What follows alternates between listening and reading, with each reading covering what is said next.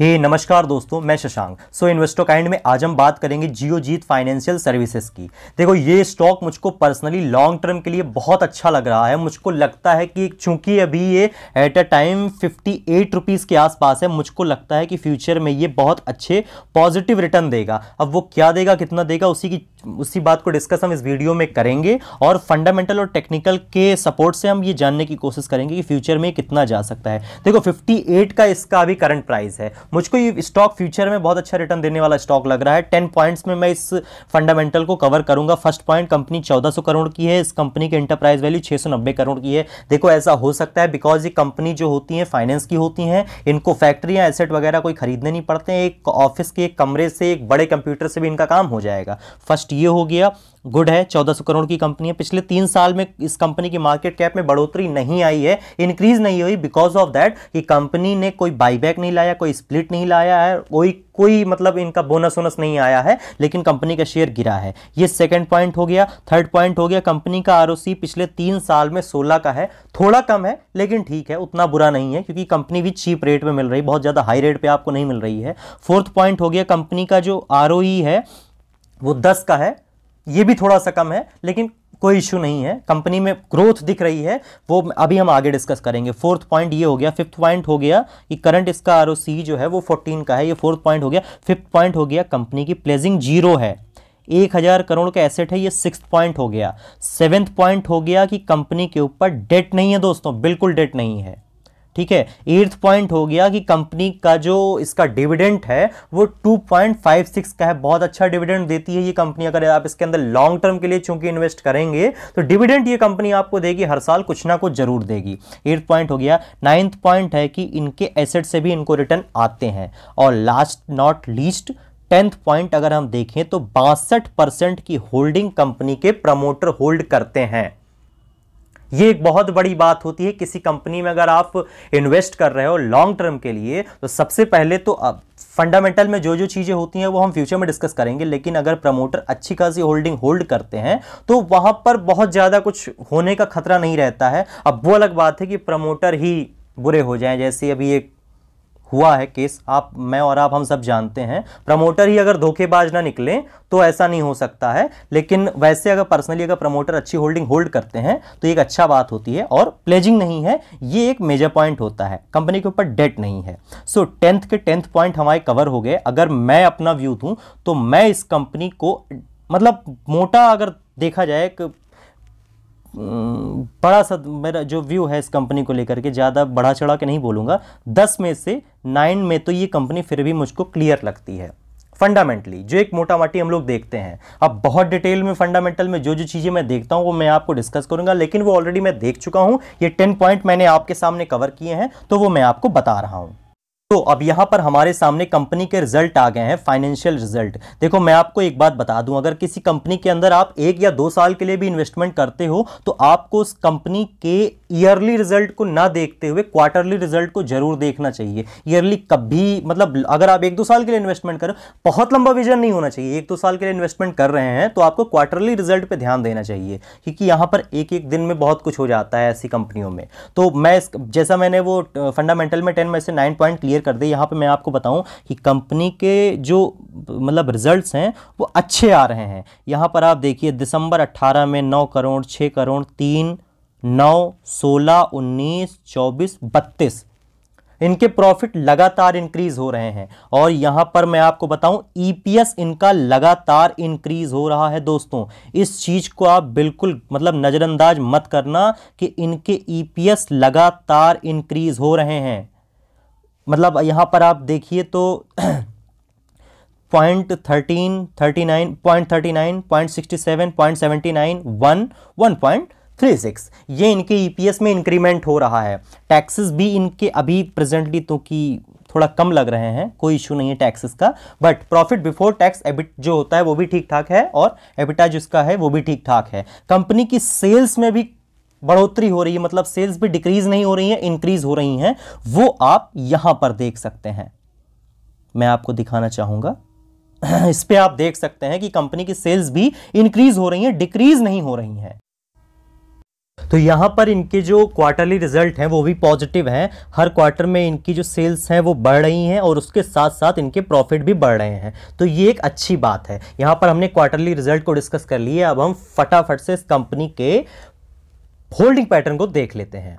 ये है हमारे सामने इस कंपनी का होल्डिंग पैटर्न। जैसा कि मैंने आपसे बताया था कि सबसे बड़ा जो पॉइंट होता है प्लेजिंग का, अगर किसी कंपनी ने अपने शेयर को प्लेज करना शुरू कर दिया तो वो एक बहुत बड़ा पॉइंट होता है। लेकिन यहां पर प्रमोटर की होल्डिंग में कोई भी बदलाव नहीं आया है।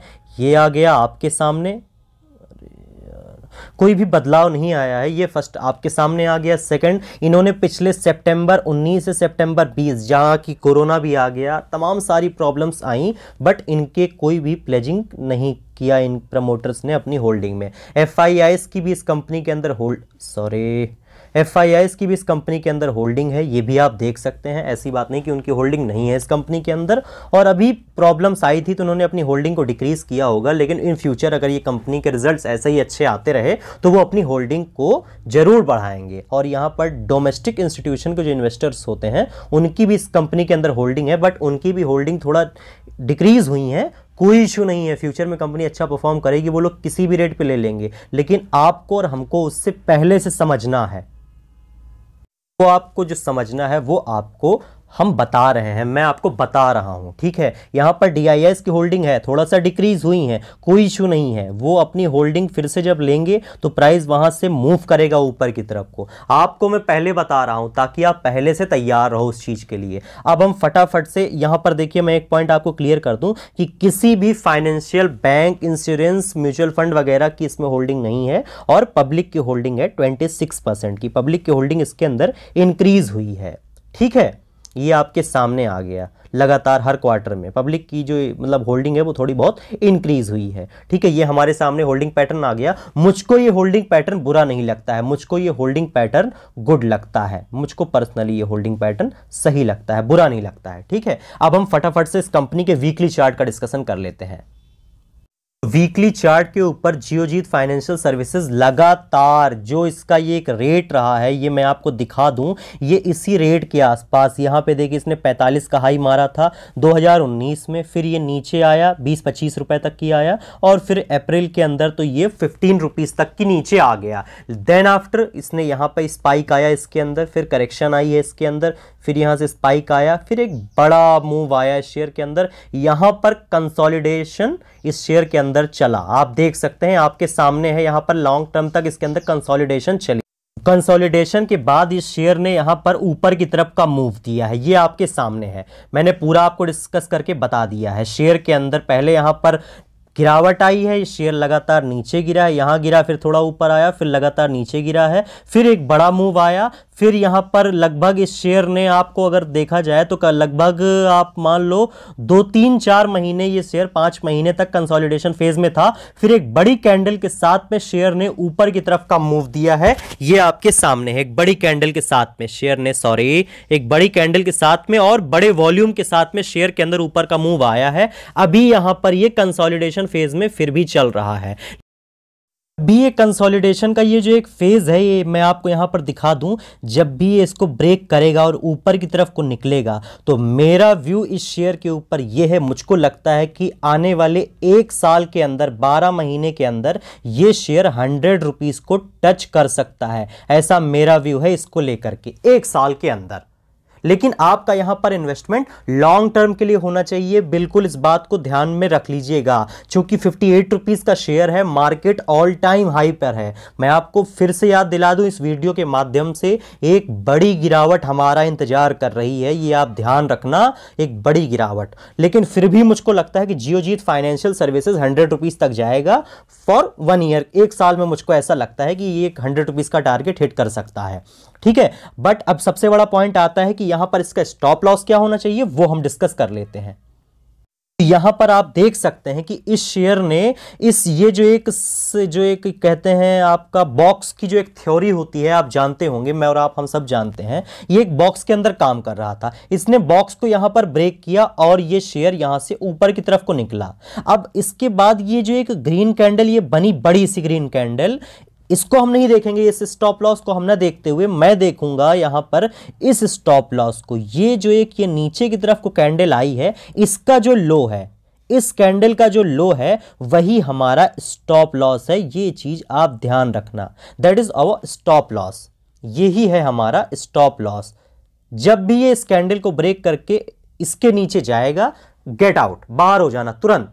फिर ये इस कैंडल के ऊपर आता है, इसके ऊपर ये फिर आता है, फिर आप इसको बाई कर सकते हो। ये फिर नीचे जाता है, बाहर निकल जाओ, ये ध्यान रखना। 45 इज योर स्टॉप लॉस। 45 रुपए आपका स्टॉप लॉस है। 45 रुपए के नीचे आप इसके अंदर बिल्कुल मत रुकना। ये है वीकली चार्ट। अब हम चलते हैं डेली चार्ट पे।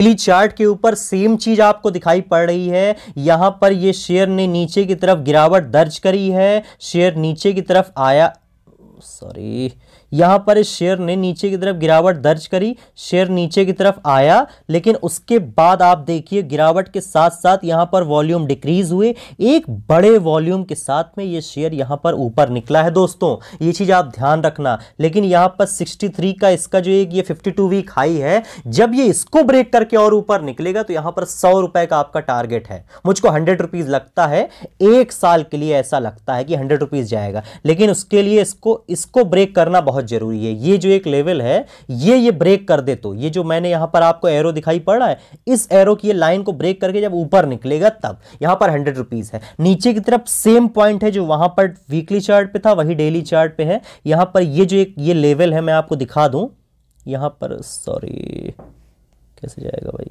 यहां पर मैं, अरे यार क्या हो रहा है, यहां पर मैं आपको दिखा दूं कि ये जो एक ये लेवल इस पे भी आपको दिखाई पड़ रहा है, ये इस लेवल को जब भी ये ब्रेक कर दे आप बाहर हो जाना प्लीज। बिकॉज देखिए मार्केट है, हो सकता है मेरा प्रिडिक्शन गलत भी हो जाए, मैं जो चीज प्रिडिक्ट कर रहा हूं, लेकिन यहां पर सबसे बड़ा पॉइंट ये होता है कि आप अपने लॉस को कम रखो। देखो 58 रुपीज पे है, 45 का आपका स्टॉप लॉस है, ठीक है, यहां पर आपका स्टॉप लॉस 45 का है, 13 रुपए का आपका स्टॉप लॉस है दोस्तों। लेकिन याद रखिए अगर आप लॉन्ग टर्म का इन्वेस्टमेंट करते हैं और ये ऊपर की तरफ जाता है तो 42 का आपका प्रॉफिट है, यहां पर 42 रुपए का प्रॉफिट है और 13 रुपए का आपका स्टॉप लॉस है। बस ध्यान रखिएगा कि जब भी ये 45 को ये इस लाइन को ब्रेक करता है तब आप तुरंत इस स्टॉक से बाहर हो जाना, इस लाइन के नीचे इसके अंदर मत रुकना, ठीक है। और वॉल्यूम को हमेशा ध्यान रखिएगा कि वॉल्यूम नीचे जाता है, शेयर नीचे जाता है, लेकिन फिर ये ऊपर आता है। यहां पर ये वॉल्यूम के साथ में देखिए ऊपर आ गया। चाल चूंकि शुरू हुई है, मैं आपको फिर से ये बता दे रहा हूं कि 100 रुपए मुझको जियोजीत फाइनेंशियल सर्विसेज के ऊपर लगते हैं फॉर 1 ईयर के लिए। 1 साल का ये मेरा इसके ऊपर व्यू है, 1 साल में यहां तक जाएगा। और 45 रुपए आपका आप स्टॉप लॉस है, 100 रुपीज का टारगेट है, तो सौदा कोई बुरा नहीं है, आप आराम से इसके अंदर काम कर सकते हैं, ठीक है। वीडियो को हम लोग एंड करते हैं, खत्म करते हैं। Thank you so much for watching this video. अगर आपको वीडियो अच्छी लगी हो तो प्लीज इस चैनल को सब्सक्राइब कर दीजिए, हमारी इस वीडियो को लाइक कर दीजिए। और कोई डाउट हो जियोजीत फाइनेंशियल सर्विसेज को लेके और कोई अदर स्टॉक, व्हाटएवर यू, जो भी आप चाहते हो, तो कमेंट आप करिए, मैं उसका रिप्लाई दूंगा।